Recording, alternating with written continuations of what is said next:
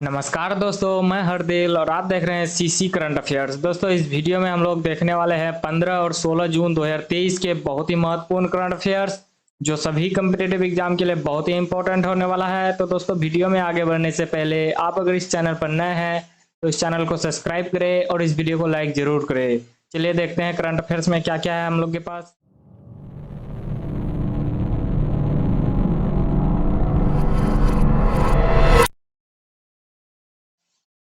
दोस्तों, current affairs देखने से पहले मैं पूछूंगा आपको आज का एक प्रश्न, जिसका आंसर मैं वीडियो के अंत में दे दूंगा और आप लोग कमेंट में देने की कोशिश कीजिएगा। तो प्रश्न है कि वर्ष 2022 में भारत में दुनिया का कितना प्रतिशत रियल टाइम पेमेंट यानी कि डिजिटल ट्रांजैक्शन हुआ। बताइएगा कि वर्ष 2022 में भारत में दुनिया का कितना प्रतिशत रियल टाइम पेमेंट यानी कि डिजिटल ट्रांजैक्शन हुआ है। तो आपका ऑप्शन है, ऑप्शन ए में है 40%, ऑप्शन बी में है 46%, ऑप्शन सी में है 48%, ऑप्शन डी में है 50%। आप लोग आंसर कमेंट में देने की कोशिश कीजिए और मैं वीडियो के अंत में दे दूंगा, तो अंत तक बने रहिएगा। चलिए देखते हैं करंट अफेयर्स में क्या क्या है हम लोग के पास। दोस्तों, पहला है कि वैश्विक दासता सूचकांक 2023 यानी कि ग्लोबल स्लेवरी इंडेक्स 2023 के अनुसार दुनिया में कितने लोग आधुनिक दासता यानी कि आधुनिक गुलामी के शिकार है।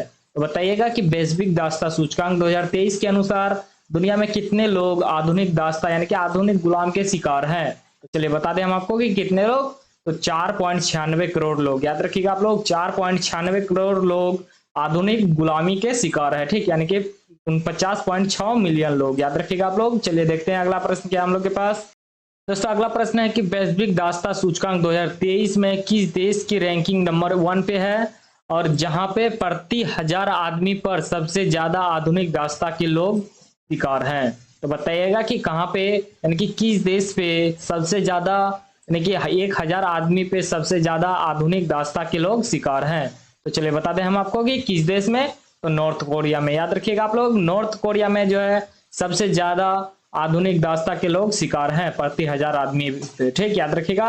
यहाँ पे आप लोग टॉप 10 में देख सकते हैं कौन कौन सा देश आता है और यहाँ पे लिस्ट 10 देश में भी देख सकते हैं कौन कौन सा देश आता है। ठीक, पहला नंबर पे आता है नॉर्थ कोरिया। याद रखिएगा आप लोग। चलिए देखते हैं अगला प्रश्न क्या है हम लोग के पास। अगला प्रश्न है कि वैश्विक दासता सूचकांक 2023 के अनुसार भारत में कितने लोग आधुनिक दासता यानी कि आधुनिक गुलामी के शिकार हैं। तो बताइएगा कि भारत में जो है कितने लोग आधुनिक गुलामी के शिकार हैं। तो चलिए बता दें हम आपको कि भारत में कितने लोग हैं। तो 1.1 करोड़ लोग। याद रखिएगा आप लोग, 1.1 करोड़ लोग भारत में आधुनिक गुलामी के शिकार हैं। ठीक, यानी कि 11 मिलियन लोग। याद रखिएगा, यहाँ पे है 11 मिलियन लोग जो भारत में है। ठीक, और वो सभी लोग जो है आधुनिक दासता के शिकार हैं। ठीक, याद रखिएगा। चलिए देखते हैं अगला प्रश्न क्या हम लोग के पास। अगला प्रश्न है कि मई 2023 में खुदरा महंगाई दर घटकर 25 महीने के निचले स्तर पर आ गई, यह कितनी रही। तो बताइएगा कि 25 महीने में सबसे कम कितने रही है महंगाई, खुदरा महंगाई दर। ठीक, तो चलिए बता दें हम आपको कि 25 महीने में सबसे कम कितनी रही है खुदरा महंगाई दर। तो चलिए बता दें हम आपको कि 4.25%। याद रखिएगा आप लोग, जो पूरे 25 महीने में सबसे कम स्तर पे है मई 2023 में। ठीक, 4.25%। याद रखिएगा आप लोग, खुदरा महंगाई दर। चलिए देखते हैं अगला प्रश्न क्या है हम लोग के पास। अगला प्रश्न है कि फ्रेंच ओपन 2023 का पुरुष एकल खिताब किस खिलाड़ी ने जीता। तो बताइएगा कि पुरुष एकल खिताब किस खिलाड़ी ने जीता है फ्रेंच ओपन 2023 में। चलिए बता दें हम आपको कि किस खिलाड़ी ने जीता है। तो नोवाक जोकोविच। याद रखिएगा आप लोग, नोवाक जोकोविच। ठीक, यही है नोवाक जोकोविच जो फ्रेंच ओपन 2023 का पुरुष एकल खिताब जीता है। ठीक, याद रखिएगा। चलिए देखते हैं अगला प्रश्न क्या हम लोग के पास। अगला प्रश्न है कि सबसे ज्यादा ग्रैंड स्लैम जीतने वाले खिलाड़ी का रिकॉर्ड जून 2023 तक किसके नाम है। तो बताइएगा कि सबसे ज्यादा बार ग्रैंड स्लैम जीतने वाले खिलाड़ी कौन है। तो बता दें हम आपको कि ग्रैंड स्लैम जीतने वाले सबसे ज्यादा बार कौन खिलाड़ी है जून 2023 तक। तो नोवाक जोकोविच। याद रखिएगा आप लोग, नोवाक जोकोविच। ठीक, जो 23 बार जीत चुके हैं अब तक। ठीक, ग्रैंड स्लैम। ठीक, याद रखिएगा 23 बार जीत चुके हैं नोवाक जोकोविच। याद रखिएगा। ठीक, चलिए देखते हैं अगला प्रश्न क्या है हम लोग के पास। अगला प्रश्न है कि tennis grand slam tournament French open 2023 के महिला सिंगल का खिताब किस खिलाड़ी ने जीता। तो बताइएगा कि फ्रेंच ओपन 2023 में महिला सिंगल का खिताब किस खिलाड़ी ने जीता है टेनिस ग्रैंड स्लैम टूर्नामेंट में? तो चलिए बता दें हम आपको कि किस महिला खिलाड़ी ने जीता है। तो ईगा स्विएटेक, ये याद रखिएगा आप लोग, ईगा स्विएटेक ने जीता है ओपन फ्रेंच 2023 का महिला सिंगल का खिताब। ठीक, याद रखिएगा, यही है ईगा स्विएटेक, याद रखिएगा। चलिए देखते हैं अगला प्रश्न क्या है हम लोग के पास। दोस्तों अगला प्रश्न है कि किस देश के पूर्व प्रधानमंत्री सिल्वियो बर्लुस्कोनी का निधन 12 जून 2023 को हो गया? तो बताइएगा कि किस देश का पूर्व प्रधानमंत्री था सिल्वियो बर्लुस्कोनी, जिसका निधन 12 जून 2023 में हो गया है। तो चलिए बता दें हम आपको कि किस देश का प्रधानमंत्री था। तो इटली का, याद रखिएगा आप लोग, इटली का प्रधानमंत्री था सिल्वियो बर्लुस्कोनी। ठीक, यही है सिल्वियो बर्लुस्कोनी, याद रखिएगा, जिसका निधन भी हो गया है 12 जून 2023 को। चलिए देखते हैं अगला प्रश्न क्या है हम लोग के पास।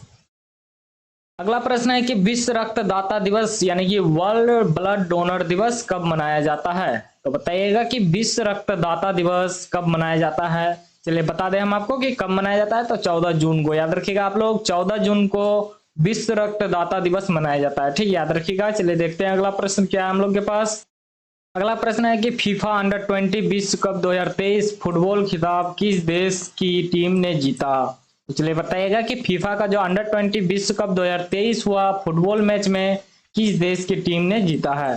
तो चलिए बता दें हम आपको कि किस देश का टीम ने, तो उरुग्वे का, याद रखिएगा आप लोग, उरुग्वे का टीम ने, उरुग्वे एक देश है जिसका टीम ने फीफा अंडर 20 विश्व कप 2023 फुटबॉल मैच में जीता है। ठीक, याद रखिएगा, उरुग्वे। चलिए देखते हैं अगला प्रश्न क्या हम लोग के पास। दोस्तों अगला प्रश्न है कि लोक उद्यम चयन बोर्ड यानी कि पीईएसबी ने कंटेनर कॉर्पोरेशन ऑफ इंडिया यानी कि कॉनकोर के नए अध्यक्ष और प्रबंध निदेशक यानी कि सीएमडी के लिए किसे चुना है? तो बताइएगा कि कॉनकोर के नए अध्यक्ष और प्रबंध निदेशक के लिए किसे चुना गया है। तो चलिए बता दें हम आपको कि कॉनकोर के नए अध्यक्ष के रूप में किसे चुना गया है। तो संजय स्वरूप को, याद रखिएगा आप लोग, संजय स्वरूप को कॉनकोर के नए अध्यक्ष और प्रबंध निदेशक के लिए चुना गया है। ठीक, यही है संजय स्वरूप, याद रखिएगा। चलिए देखते हैं आगे क्या है हम लोग के पास। दोस्तों आगे है आज का प्रश्न जिसका आंसर मैं दे देता हूं। तो प्रश्न है कि वर्ष 2022 में भारत में दुनिया का कितना प्रतिशत रियल टाइम पेमेंट यानी कि डिजिटल ट्रांजेक्शन हुआ था? तो चलिए बता दें हम आपको कि दुनिया का कितना प्रतिशत डिजिटल ट्रांजेक्शन भारत में हुआ था 2022 में। तो 46%, याद रखिएगा आप लोग, 46% अकेले भारत में हुआ है पूरे दुनिया का डिजिटल ट्रांजैक्शन वर्ष 2022 में, याद रखिएगा। तो दोस्तों मैं आशा करता हूं कि आप सभी को ये सारे करंट अफेयर्स याद हो गया होगा। दोस्तों इस वीडियो को अपने दोस्तों के साथ ज्यादा से ज्यादा शेयर कीजिए और इस वीडियो को अंत तक देखने के लिए बहुत बहुत धन्यवाद।